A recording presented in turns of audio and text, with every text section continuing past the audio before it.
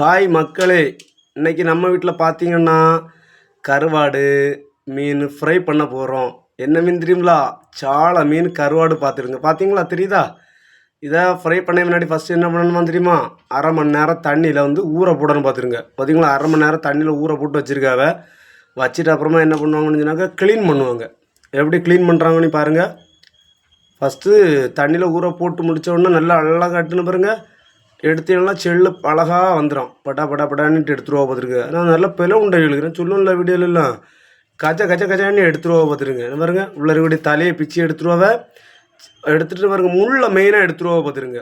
அந்த முள் இருக்கக்கூடாது. முள் இருந்தால் அது நல்லா இருக்காது. அதனால தான் சால மீன் கருவாட்டுக்கு என்ன பண்ணணும், ஃப்ரை பண்ண வச்சுமோ முள்ளை எடுத்துருவா பார்த்துருங்க. எப்படி க்ளீன் பண்ணுறாங்க பார்த்தீங்களா? தெரியுதா உங்களுக்கு?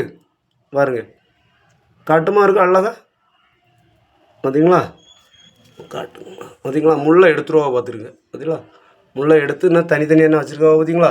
இந்த மாதிரி எருமை எல்லாம் எடுத்து வைப்பா பார்த்துருங்க. வச்சுட்டு அப்புறமா காட்டுறேன்னா. பார்த்தீங்களா மக்களே, மீனை கழுவின்னு பாருங்கள். அந்த நம்ம இந்த அதுக்கு முள்ளெல்லாம் எடுத்து எப்படி இருக்குது பார்த்தீங்களா? முள்ளெல்லாம் எடுத்து இப்படி தான் வச்சுருக்கணும் கருவாட்டுக்கு. அப்போ தான் அழகாக இருக்கும் சாப்பிடக்கு. சரியா? அது விடால நீ என்னெல்லாம் சேர்க்குறாங்கன்னுட்டு காமிக்கிறேன் பாருங்கண்ணா. கொஞ்சம் உப்பு பார்த்தீங்களா, தேவையான அளவு உப்பு போடுறாங்க பாருங்கள்.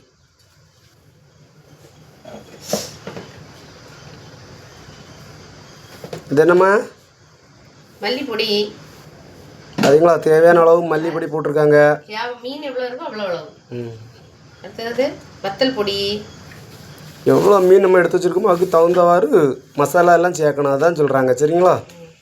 அடுத்தது மஞ்சள் தூள் தேவை அளவு. உப்பு கம்மியாக போட்டால் போதும். ஏன்னா ஏற்கனவே கருவாடில் உப்பு போட்டு தான் காய வைப்பாங்க.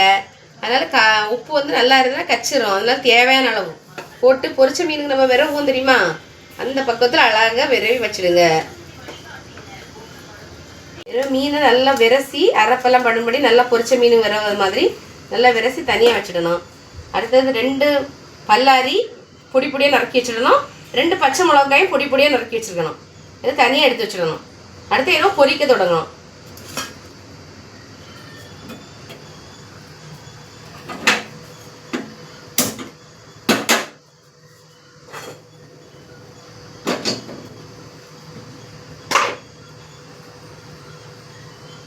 தேவையான அளவு எண்ணெய். சட்டி காஞ்ச உடனே எண்ணெய் ஊற்றணும். சட்டினா சூடாக பற்றிலா தெரியும். ஊற்றுமா? எண்ணெய் ஊற்றணும். எண்ணெய் நல்லா சூடாகட்டு. சரி, சூடாக விட்டு அது எண்ணெய் சூடாக முடிஞ்சோடனே அடுத்து போடும்போது நான் காமிக்கிறேன்னா. எண்ணெய் நல்லா காஞ்சிட்டு பார்த்துருங்க. எண்ணெய் காஞ்சிட்டு பார்த்தீங்களா?